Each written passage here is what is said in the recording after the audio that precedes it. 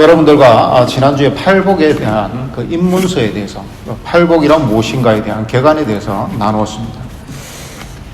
팔복이 이제 대충 이런 것이라는 것을 저번 주에 설교를 하였고, 오늘 이 시간에는 여러분들과 심령이 가난한 자의 복이라는 말씀으로 말씀을 나누고자 합니다.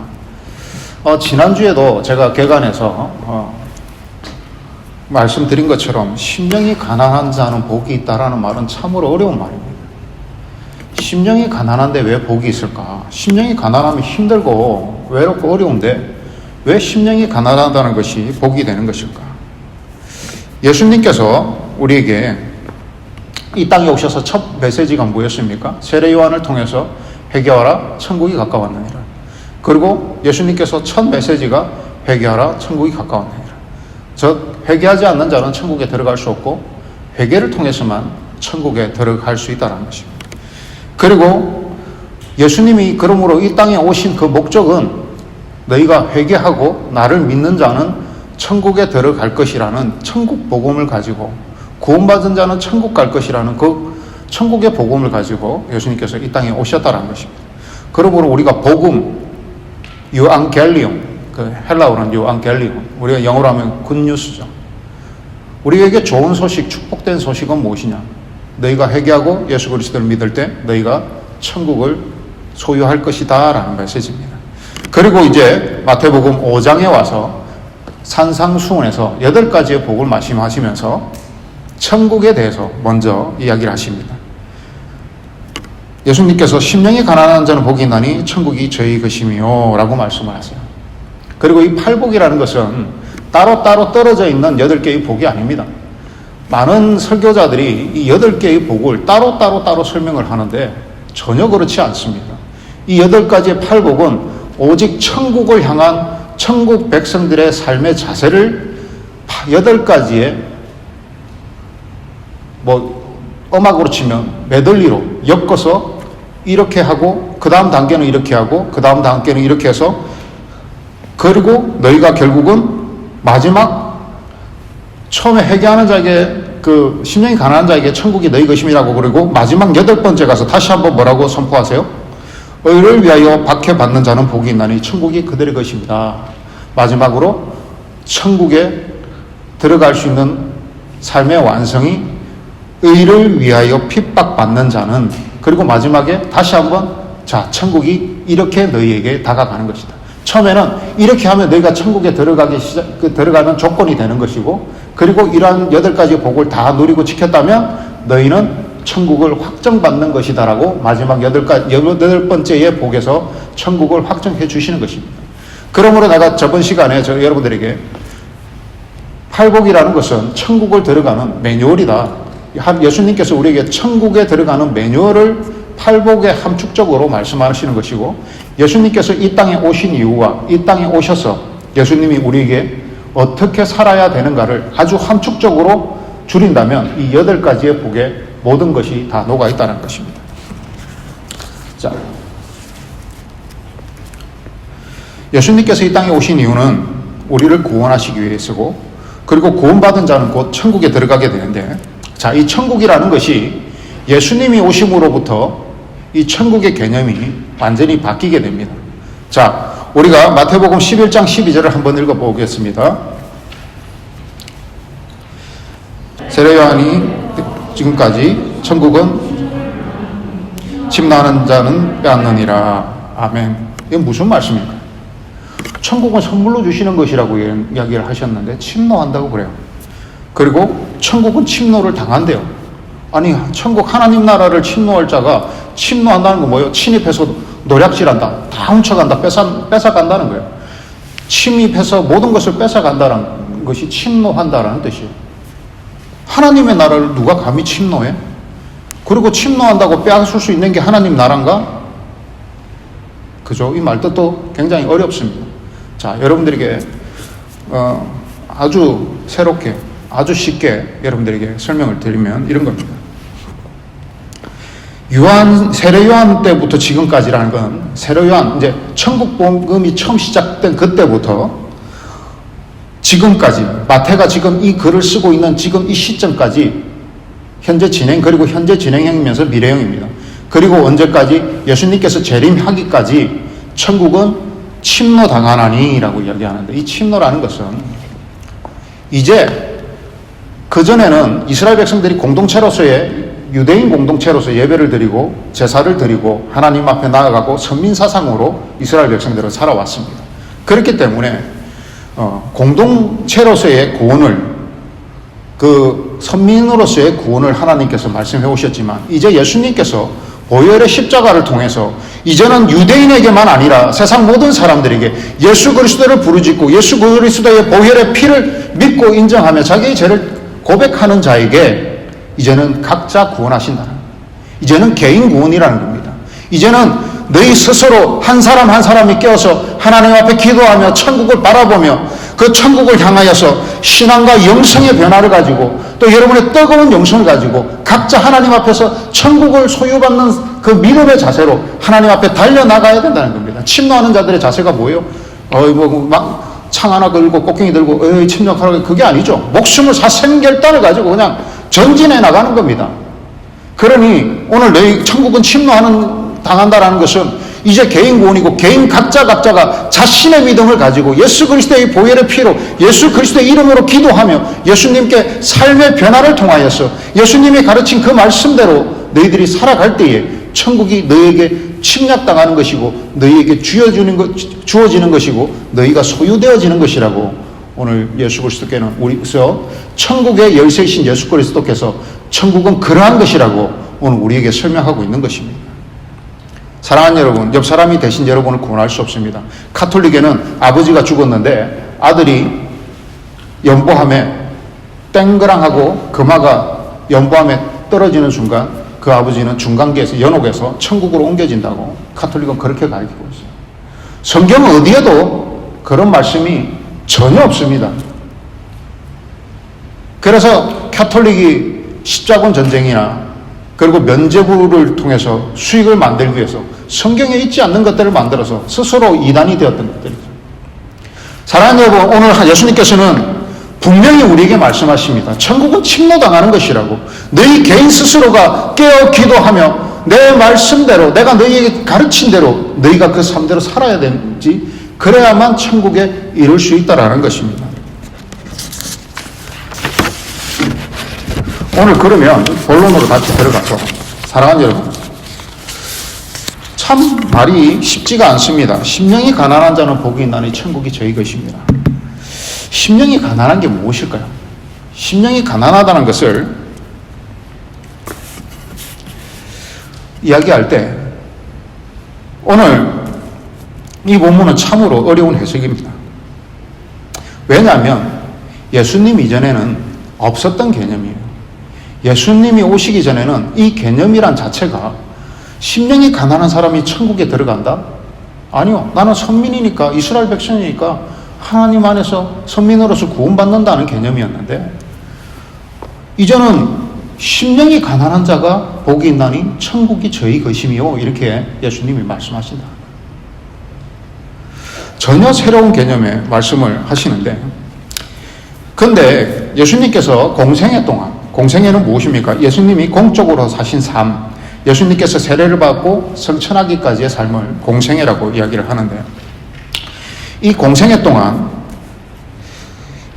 예수님께서는 천국을 가르치고 오직 천국의 열쇠가 되기 위해서 십자가에 못 박히시고 그 유일한 보혈의 피로서 천국의 스스로가 열쇠가 되셨고 또 우리를 천국으로 인도하는 그 증거가 되셨고 부활을 하셔서 또 우리가 영생의 증거를 보여주셨습니다. 그런데 그러한 천국, 그게 심령이 가난한 자라는 그 첫 번째 조건이 참 수상합니다.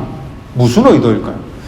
많은 성경학자들과 설교자들이 해석하기를 대부분이 이렇게 말씀을 하시는 것들을 보면서 저는 궁금증이 생겼고 또 한편으로는 안타까운 마음들이 생겼습니다. 저도 신학하기 전부터 이 말씀이 너무 이해되지 않고 그런데 대부분의 해석들을 들을 때 만족이 되지 않고 이해가 되지 않고 그것이 어떻게 그렇게 결부가 될까라는 생각을 하면서 아주 고심을 하면서 수많은 세월을 메모를 해가고 또 적어가고 또 갱신하고 또 새로운 자료를 찾아가면서 여러분들에게 내가 앞으로 내 성도들에게 얼마나 쉽게 얼마나 이해할 수 있게 그리고 명확하게 이것을 설명할 수 있을까를 고민하면서 그리고 결론에 도달한 것이 이것입니다. 심령이 가난하다라고 할 때 많은 설교자나 신학자들이 겸손, 온유, 순전함, 정직함에 대해서 이야기를 합니다. 그런데 5절에 온유한 자는 복이 있나니라고 이야기를 하니까 이 심령이 가난하다는 것이 온유한 것과는 같지 않다는 것을 우리가 분명히 알 수 있습니다. 왜냐하면 5절에 온유한 자라는 것을 따로 이야기를 하고 있기 때문입니다. 그렇다면 겸손이라는 것으로 대부분 우리가 이야기를 해요. 이제 이렇게 이야기합니다.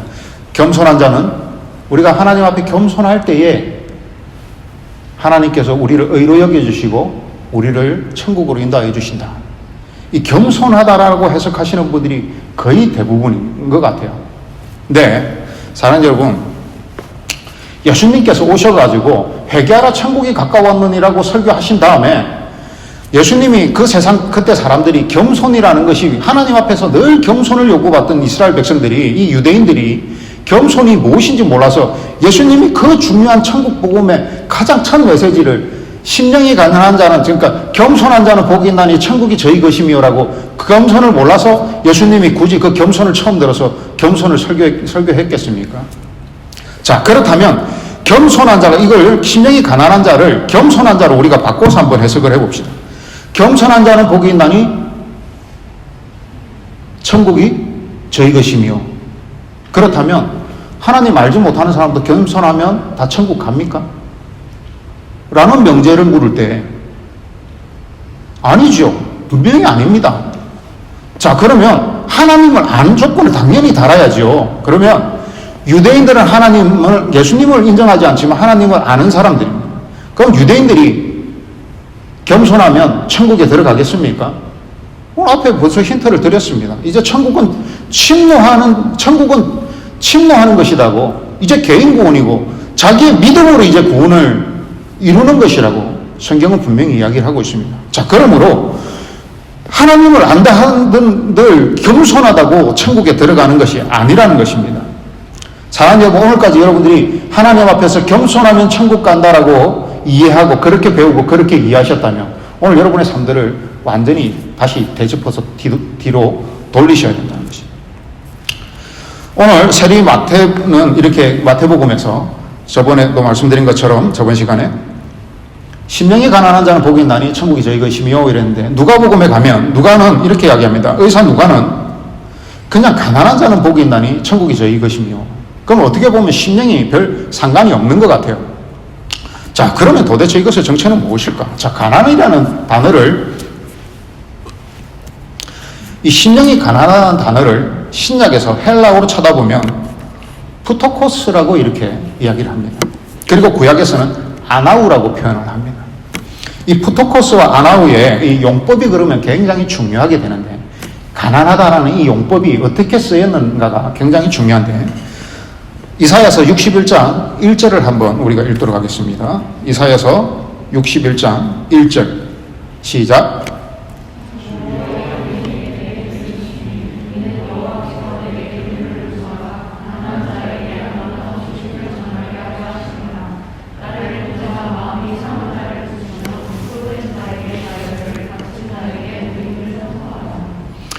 누가복음의 4장 18절에 신약에서 다시 한번 이 말씀이 인용이 되는데요. 한번 다시 4장 18절을 읽겠습니다. 누가복음.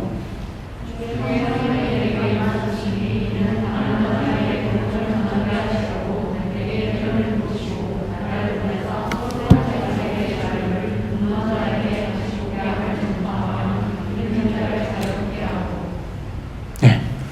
아멘. 자, 여기서 가난한 자와 포로된 자를 이야기를 하고 있습니다. 자, 가난한 자와 포로된 자를 동일시하고 있죠.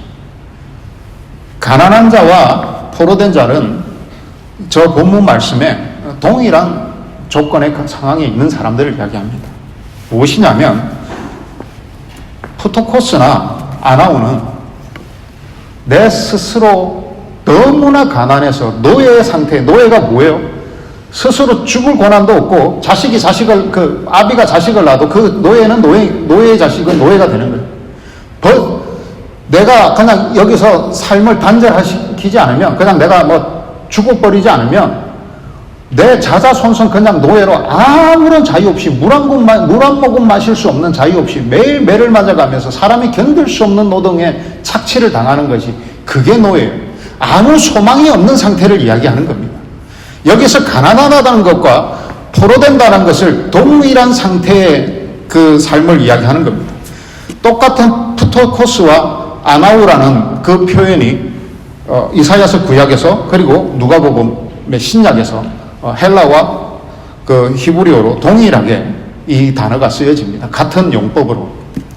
여러분, 이 말씀은 무엇이냐면, 그러므로 자 정의를 하겠습니다. 심령이 가난한 자는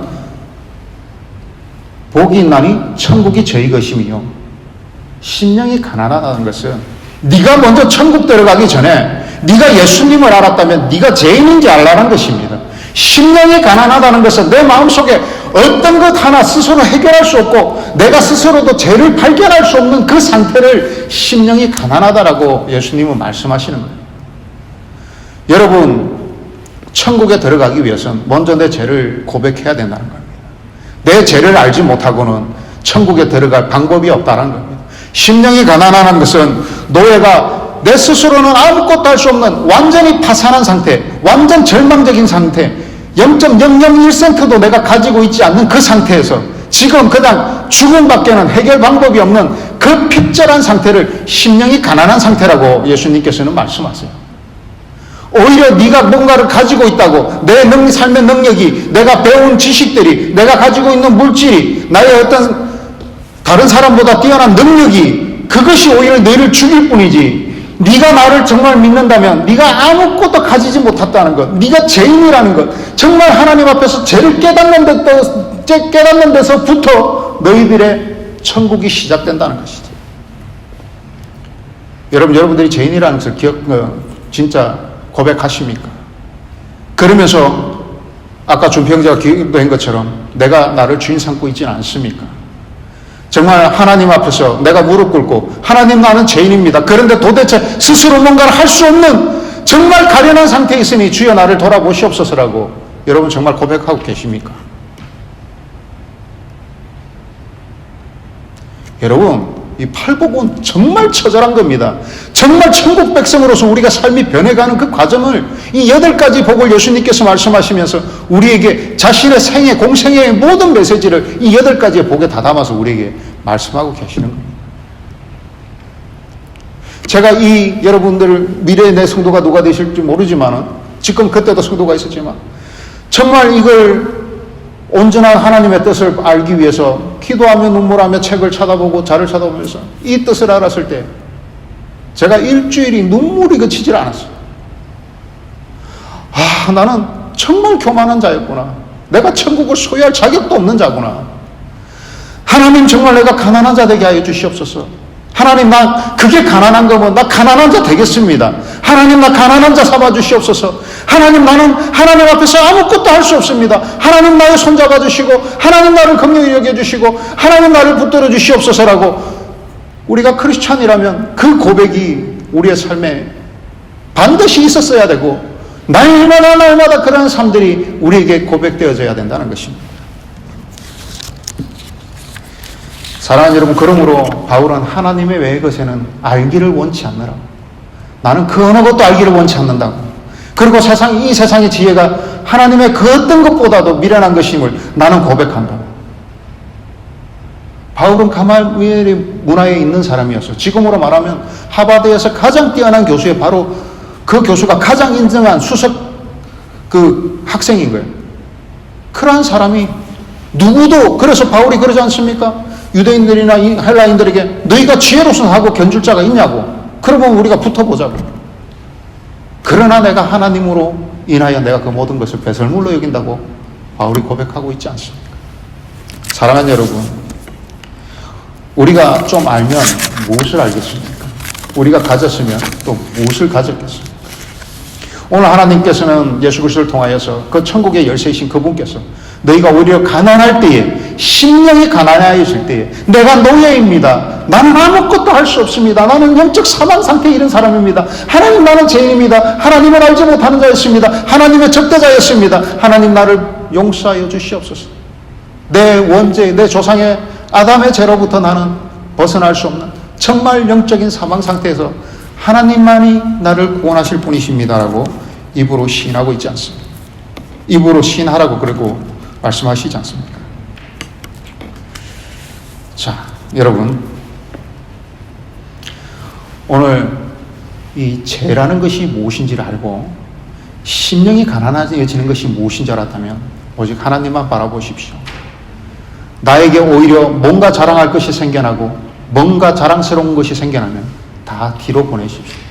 그리고 어떤 거센 폭풍이 나를 향해서 온다 할지라도 똑바로 하나님을 바라보면서 하나님, 주여, 나의 소망이 주께 있습니다. 주여, 나를 구원하여 주시옵소서. 어떤 일들이 나를 찾아올지라도 어떤 보조도구든 어떤 내가 의지할 수 있는 인간적인 것들을 다 내려놓고 맨몸으로 하나님의 도전을 받아낼 수 있을 때 여러분, 진정한 심령이 가난한 자의 삶을 고백하는 삶이 되는 것입니다. 오늘 여러분 입술로 고백하지 마십시오. 여러분의 삶으로 증거하십시오. 천국은 침노당하는 것입니다. 그것은 여러분의 삶을 통해서 침노당하여진다고 예수 그리스도께서는 오늘 우리에게 선포하고 있는 것입니다. 그러므로 다시 한번 이 팔복 이후에 5장 이후에 6절에 하나님의 예수 그리스도의 말씀이 오늘 우리에게 더욱더 크게 다가오는 것이죠. 마태복음 6장 33절에 예수님께서는 이렇게 기록하십니다. 그런즉 너희는 먼저 그의 나라와 그의 의를 구하라. 그리하면 이 모든 것을 너희에게 더하시리라. 너희가 뭐 더하려고 노력해봐야 아무 소용없다는 겁니다. 먼저 하나님의 나라와 하나님의 의를 구한다면 그 모든 것을 더하시는 그 하나님께서 너희의 가난함을 아시고 너희를 축복하시고 너희를 구원하시고 너희를 인도하신다는 것이죠. 이제 이 말씀이 달리 들리지 않습니까? 이제 이 말씀이 우리에게 가장 큰 용기가 되지 않습니까? 뭐 하나님 믿으면 당연히 복 주신다고 뭐 성경에 여러 가지 이야기 하셨잖아. 그 정도의 말씀으로 다가오신다면 여러분 다시 한번 가난한 심령이 무엇인가를 다시 한번 돌아보십시오. 그럴 때 정말 이 말씀은 우리에게 힘이 되며 하나님의 약속이며 변치 않고 불변하시는 하나님의 그 사랑과 그 은혜가 오늘 우리에게 하나님의 그 의를 놓고 약속하시는 그 공의의 약속이 오늘 변치 않는 우리의 하나님의 공의의 약속이 오늘 우리에게 주어졌다는 것입니다. 이것은 하나님 스스로도 취소할 수 없고 우리의 심판을 하나님께서 에덴 동산에서 너희들이 쫓겨난 것에 대해서도 하나님이 취소할 수 없었던 것처럼 하나님께서 우리에게 복 주신다 함도 하나님께서는 한번 뱉으신 그 말씀은 취소할 수 없는 약속이라는 것입니다. 그렇다면 하나님의 약속은 변하지 않습니다. 받을 준비가 되셨습니까? 심령이 가난해졌습니까? 나는 오직 하나님 외에는 어떤 것도 나를 충족시킬 게 없다라는 것을 여러분 정말 고백하십니까? 살아가는 것은 예수 그리스도의 이름으로 살아가는 것은 오늘 본문의 후반절에도 말씀하시는 것처럼 영적 전쟁의 상태에 있습니다. 오늘 우리는 지금 전쟁을 하고 있는 겁니다. 악한 영들과 나를 넘어뜨리려고 하는 그 영들과 그 어둠의 영들, 그 사탄의 영들과 우리는 전쟁을 하고 있습니다. 사탄의 직업이 뭐라고요? 유일한 잡이 하나 있습니다. 믿는 자를 넘어뜨리는 것. 그런데 우리는 너무나도 생각이 많습니다. 우리는 가난해질 가능성들이 점점점 희박해져 가고 있습니다. 하나님이 복 주시면 그 복을 통해서 하나님을 더 의지해야 되는데 하나님이 복 주시면 그것이 나의 나태함의 결과로 드러나는 경우가 더 많지 않습니까? 사랑하는 여러분, 하나님이 복 주셨으므로 여러분이 넘어지시겠습니까? 하나님이 복 주셨으므로 내가 그분을 더욱더 의지하겠습니까? 이것이 바로 이 선택이 바로 천국을 침노하는 자의 그 선택이 되는 것입니다. 오늘 여러분 거짓 자유의 속과 넘어가고 있지 않습니까? 우리는 사탄의 종노릇 할 때는 참 편했습니다. 이거 안 하고 저거 안 하고 그냥 나태해 있으면 누구도 뭐라고 할 사람들이 없었죠. 그런데 하나님을 믿으니 하나님 이거 하지 말라 저거 해라. 우리에게 너무 많은 건 요구하시는 것 같고 때로는 귀찮고 때로는 순종하기 싫고 때로는 내가 하나님의 시간에도 내 시간이 더 중요하고 하나님의 그 은혜의 자리에서도 내가 뭔가 더 빛나야 되고 내 의견이 더 존중을 받아야 되는 그런 삶을 살고 있지는 않습니까? 이러한 모습이 이스라엘 백성들이 출애굽할 때 그 모습이 기록되어 있지 않습니까? 우리 출애굽기 16장 3절을 한번 읽어보겠습니다. 이스라엘 자손이 그들에게 이르되 우리가 애굽 땅에서 고기 가마 곁에 앉아 있을 때와 떡을 배불리 먹을 때와 여호와의 손에 죽었더라면 좋았을 것을 너희가 이 강야로 우리를 인도해내어 이 온 회중이 줄여 죽게 하는도다. 이스라엘 백성들이 애굽에서 그렇게 노예로 살면서 힘들어서 언제 우리는 하나님께서 구원해 주시나 해서 기껏 구원해 줬는데 잠깐 먹을 것이 없으니까 뭐라고 그래요? 그때가 좋았노라고. 애굽에 있을 때가 좋았노라고. 모세하고 아론이 우리를 불러내가지고 결국은 이 광야에서 우리를 죽이려고 배나 불리고 그냥 노예 생활하더라도 그때가 좋았는데, 그때가 그래도 고기도 좀 얻어먹고 그랬는데 이 광야에서 우리를 죽이려고 우리를 끌어내냐 하나님이, 이렇게 이스라엘 백성들이 불평을 하고 있지 않습니까? 우리가 하나님께서 우리를 구원해 주셨는데 하나님 이제 나 천국 주신다면서요. 이제 귀찮아, 이제 그만 좀 놔주세요. 이제 천국 확정받았는데 뭐 하나님 뭐 이렇게 자꾸 귀찮게 하세요? 그런 자세로 살아가고 있지 않습니까? 그럼 저도 가끔 그런 생각이 들 때마다 이불킥이라고 그러죠, 요즘 친구들 말로. 이불킥을 하고 팍 일어나게 돼. 내가 지금 이 시간 이러고 있으면 안 되는데 이불킥을 팍 차면 벌떡 일어나서 하나님 정신 차리게 해주십시오, 기도하게 되더라고요. 사랑하는 여러분, 하나님 안정을 주시고 평안을 주시니까 그게 내가 이룬 것처럼 내가 누리고 내 것이라고 살아간다면 하나님이 우리를 무엇이라고 판단하겠습니까? 과연 우리가 천국을 침노하는 자의 삶을 살아가고 있는 것입니까? 사랑하는 여러분, 우리가 고난을 바라보는 자세가 오늘 가난한 심령으로서의 삶이 바뀌어져야 됩니다. 우리의 시선이 다시 바뀌어져야 된다는 것이죠. 무슨 말입니까? 여러분, 제가 목회하면서 힘들겠죠? 안 힘들겠습니까? 어제도 바로 내려와가지고 우리 그 사모 도와준다고 설거지하고 또 요리해갖고 점심 해드리고, 그리고 이제 차 막 3시간 운전해가지고 와갖고 또 와서 애들 밥 대충 또 해주고, 그리고 여기 와가지고 성경 공부한다고 어쨌다나 또 지각들을 좀 하셨어. 힘들지요. 네, 여러분, 그게 제 사명입니다. 그게 제 일입니다. 힘들지요. 힘들지만 그게 하나님께서 나에게 요구하시는 일이며 내가 해야 되는 일이며 그것이 바로 내 순종을 하나님 앞에 나타내 보이는 그 삶의 증거가 된다는 것입니다. 하나님, 나 입으로 순종합니다. 사랑합니다. 그거 필요 없다는 겁니다. 힘들지요. 그럼에도 불구하고 하나님 앞에 내가 서서 내 사명을 감당하고 내 일을 하고 내가 하나님 앞에 순종하며 나아가는 내 삶의 증거를 바치는 그것이 우리가 천국을 소유한 가난한 자의 자세라는 것입니다. 여러분, 공부한다고 힘드시고 일하신다고 힘드시고 살아가는 거 힘들지요. 그런데 여러분들에게 그것 빼면 하나님과 여러분들이 대화할 것이, 여러분이 하나님 앞에서 여러분들이 여러분의 삶을 증명할 것이 무엇이 있습니까? 힘들지요. 그러나 하나님이 요구하시는 겁니다. 그렇게 할 때 하나님께서 우리에게 복 주시고 네가 나에게 어떠한 삶을 증거를 드리는가를 보면서 내가 너를 가난하게 여기노라고, 내가 너를 구원하겠다고, 내가 다시 너에게 더 복을 더하겠노라고 하나님께서 말씀하신다는 것이죠. 안 힘든 인생 어디 있습니까? 우리가 하나님을 믿는데 하나님이 그저 평안히 그래 잘 있으라고 우리에게 삶을 요구한 사람이, 우리 중 그러한 면죄부를 받은 사람이, 그러한 혜택을 받은 사람이, 그러한 인정을 받은 사람이 단 한 사람이라도 있습니까? 전혀 없습니다. 하나님, 오늘 여러분들에게도 오늘 너희가 삶으로 나에게 증거하라는 것입니다. 오늘 저는 여러분들에게 한 사람의 인물을 소개하면서 말씀을 맺고자 합니다.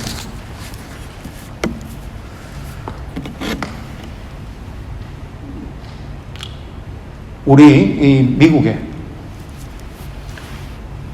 1800년대, 1700년대에서 1800년대로 넘어오면서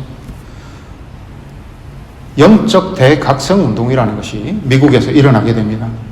1차, 2차, 3차까지도 보는 사람이 있고 4차까지도 보는 사람이 있지만 가장 크게는 1차, 2차 때, 그때 대학생 5명이 모여서 근처더미 기도회 운동이라는 것이 일어나서 이 5명이 주축이 되어서 미국 전체가 회개 운동이 일어나는데 이게 영적 대각성 운동의 가장 큰 핵심입니다.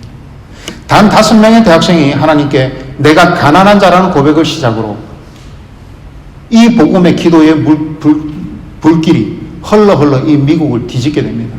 그리고 이때 학생 그 운동에 헌신한 자들이 위대한 선교의 18세기를 만들어내고 그들이 세상에 위대한 선교의 세기 18세기를 만들어내고 그들이 내가 하나님 복음을 위해서 목숨을 바쳐 하나님의 삶을 이 가난한 자에게 나 같은 가난한 자에게 아무것도 할 수 없는 저를 선택하여 주시고 하나님 나를 구원하신 그 은혜에 보답하여서 세계의 구원을 위해서 내가 선교사로 헌신하겠습니다 하고 많은 학생들이 젊은 나이에 20대 초중반의 학생들이 어떤 사람은 하버드 대학의 교수로 남아달라고 명문의 교수로 남아달라고 의사가 되어달라고 부탁을 하면데도 그걸 다 뿌려치고 어떤 사람은 중국으로 어떤 사람은 인도로 어떤 사람은 조선으로 왔습니다.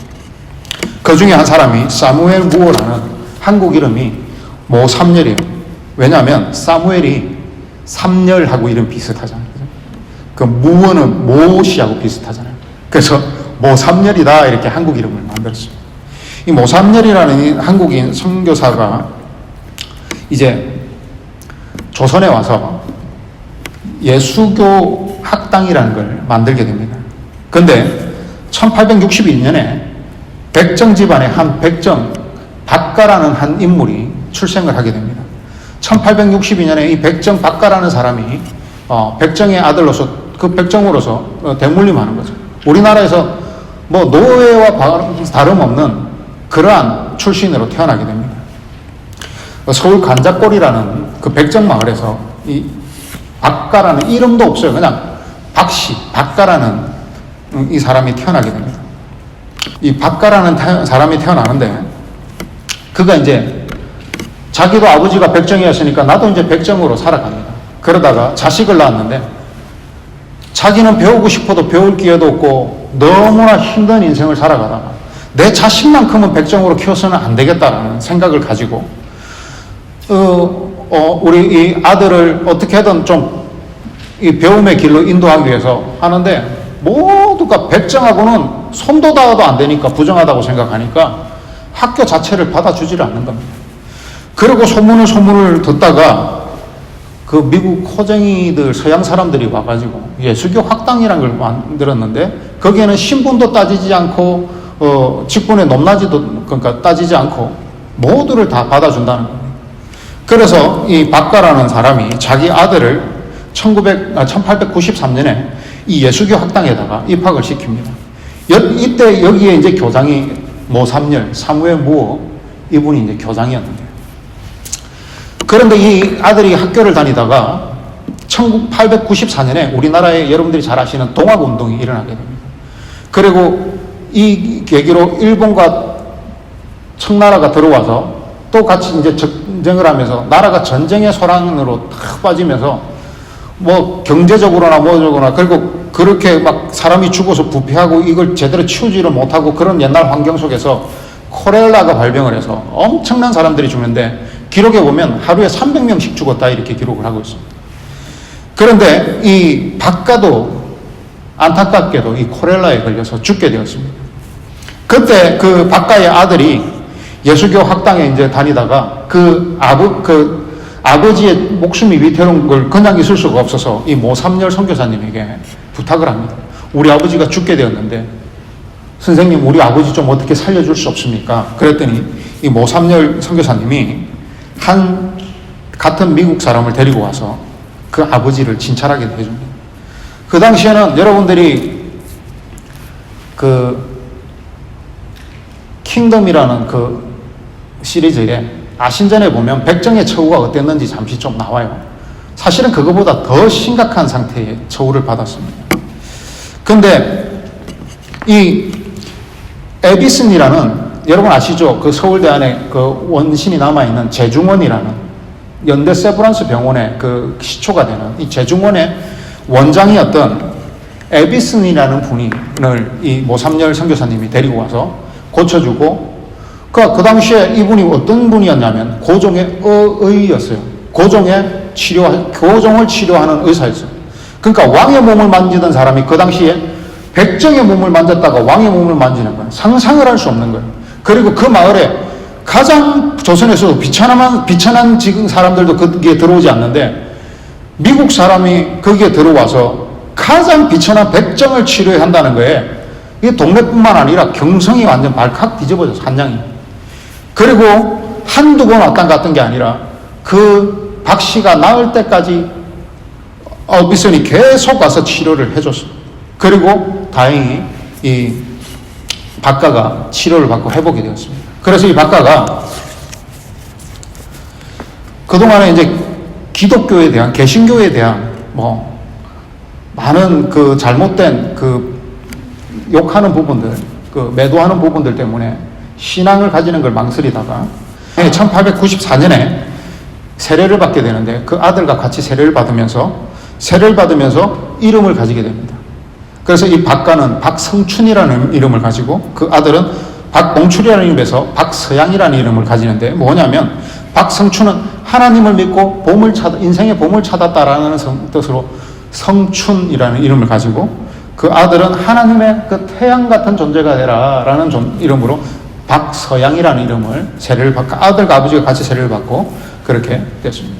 그래서 이제 하나님을 믿게 되었는데 이 교회가 그 당시에 곤단골 교회, 지금은 서울의 그 인사동 한중간에 성동교회라고 제가 속해 있는 합동교단에 속해 있는 교회인데요. 이 성동교회에 이제 출석을 하게 되었는데 어느 날 갑자기 양반들이 다 안 나와요. 사람들이 안 나오고 있어요. 그 누가 안 나오나 보니까 양반 신분들의 사람들이 안 나오는 거예요. 그래서 모삼열 선교사님이 가서 신방을 하니까 뭐라고 이야기하냐면 우리가 쌍놈들도 아니고 어때 백정하고 한 군데에서 같이 예배를 드릴 수 있겠느냐. 우린 교회를 나가지 않겠다. 그렇게 하다가 이제 양반들 중에 한 명이 좀 대표가 와가지고 이렇게 이야기합니다.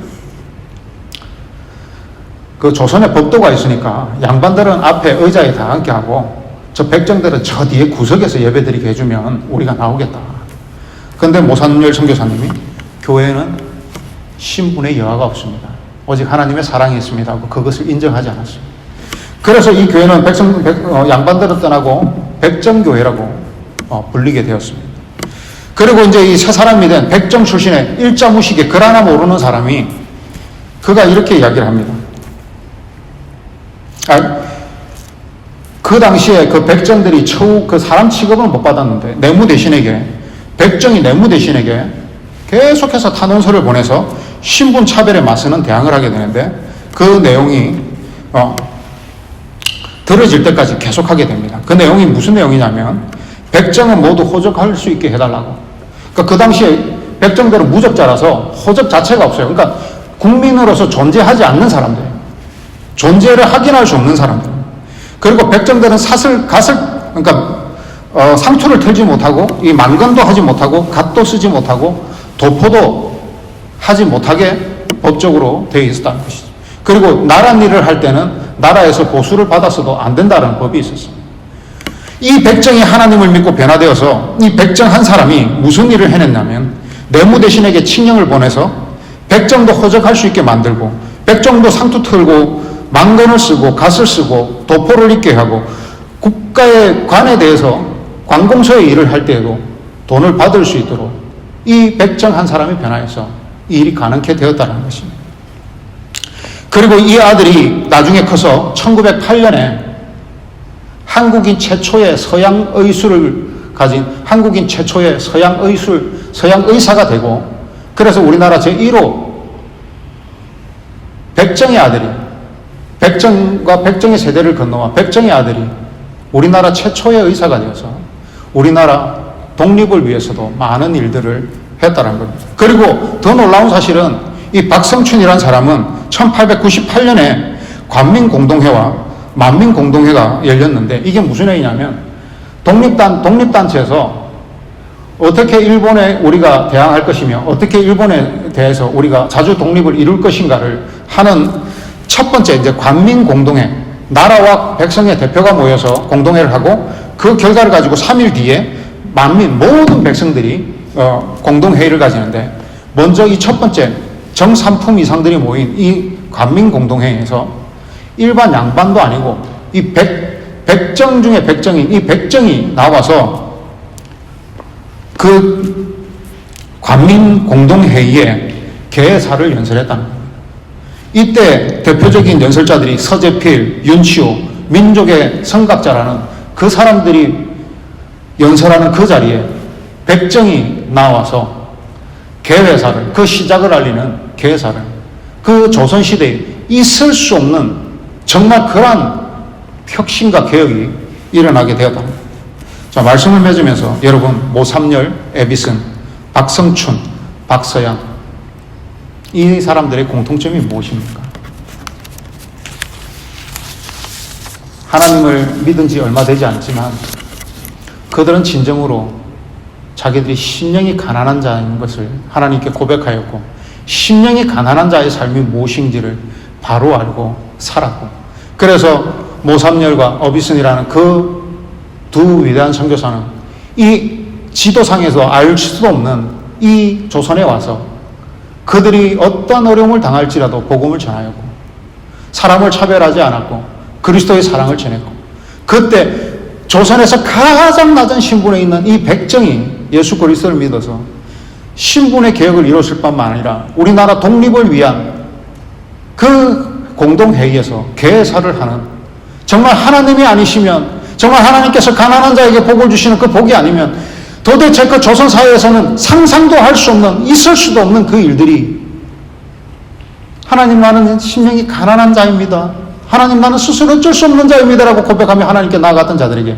하나님께서 그를 통하여서 한 명이 변화될 때 나라를 변화시키고 민족을 변화시키고, 오늘 우리 그렇게 변화된 그때부터 시작된 우리 민족의 변화는 지금도 계속되고 있으며 지금도 세계가 주목함으로 이렇게 발전하는 나라가 인류 역사상에 없었기 때문에 지금도 그 힘이 끊어지지 않고, 가난한 자의 그 고백에, 그 한 사람으로부터 출발한 그 고백이 오늘 세계가 상상할 수 없는 그러한 나라로 오늘 우리가 현재 진행으로 달려가고 있는 것처럼, 사랑하는 여러분, 오늘 우리는 한 사람이 변할 때, 오늘 우리 교회도 하나님께서 뜨거운 보혈의 피에 그 사랑을 통하여서 오늘 가난한 자에게 주시는 그 복이, 오늘 박성춘에게 임하였던, 그 백정 박성춘에게 임하였던 그 복이 오늘 여러분들에게 많은 것 배우게 하시고 많은 것 가르치게 하셔서 그것 행하게 하실 때 얼마나 큰 일을 행하시겠습니까? 여러분 기대하시고 소망하시면서 오늘 가난한 자의 그 소망을 가지고, 하나님 나는 아무것도 할 수 없습니다, 하나님 그러나 하나님의 천국을 바라보고 나아갈 때 하나님 나에게 임하여 주시옵소서 기도하시는 여러분 되시기를 주님의 이름으로 간절히 축복하고 축원합니다.